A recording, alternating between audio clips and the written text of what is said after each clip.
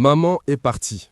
C'est avec ces quelques mots et une tendre photo d'archives que Thomas Dutronc a annoncé la mort, mardi 11 juin 2024, de sa mère, la chanteuse Françoise Hardy, sur son compte Instagram.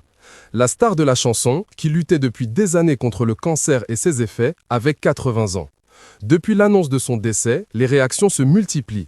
Sur son compte Instagram, fermé à ceux qui ne sont pas abonnés à lui, le photographe star de l'époque yéyé, Jean-Marie Perrier, a lui aussi pris la parole pour réagir au décès de Françoise Hardy.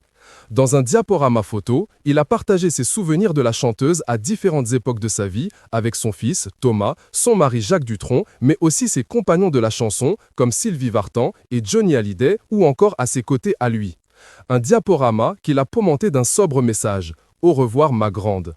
Le photographe a ajouté une citation de Paul Éluard. « Mon passé se dissout, je fais place au silence ».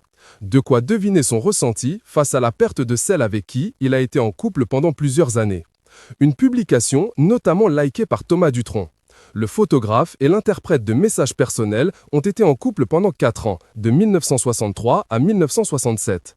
Mais leur relation a été difficile à vivre, car tous deux étaient alors au sommet de la gloire et Françoise Hardy n'arrivait pas à voir assez son compagnon.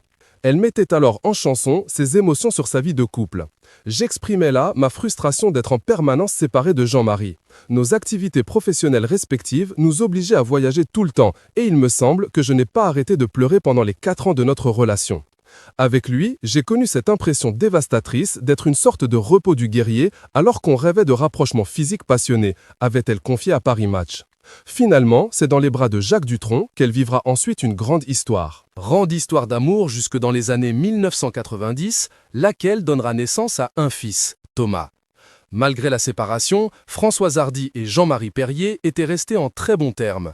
Le photographe venait encore la voir à son domicile parisien où elle vivait recluse à cause de la maladie. En 2022, après une visite chez elle, Jean-Marie Perrier avait partagé quelques souvenirs de cette rencontre sur Instagram. La maladie n'a pas ralenti sa vivacité d'esprit. Elle s'intéresse toujours à beaucoup de choses, des chansons nouvelles, la politique, son passé avec Jacques, son présent avec Thomas.